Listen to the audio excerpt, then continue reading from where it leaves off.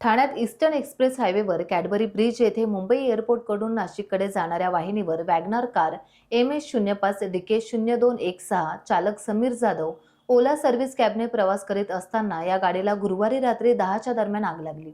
सदर गाडीमध्ये एक व्यक्ती प्रवास करत होती। गाडीला आग लागताच गाडी चालक आणि प्रवासी दोन्ही व्यक्ती गाडीबाहेर पडल्या। घटनास्थळी लागलेली आग अग्निशमन दलाचे जवान आणि आपत्ती व्यवस्थापन विभागाचे कर्मचारी यांच्या मदतीने 10:25 वाजताच्या सुमारास विझवण्यात आली। गाडीतील ड्रायव्हर समीर विलास जाधव, पॅसेंजर हरेश बोरोमन पुरुषवाणी हे दोघे सुरक्षित असून परिस्थिती आता नियंत्रणात आहे।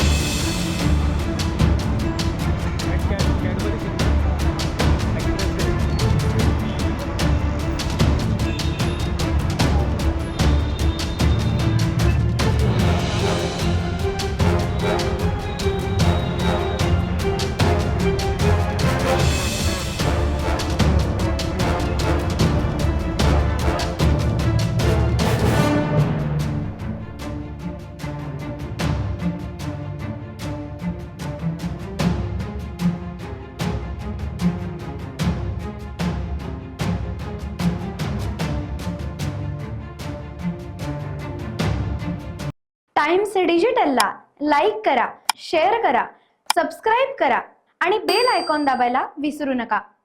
Times digital.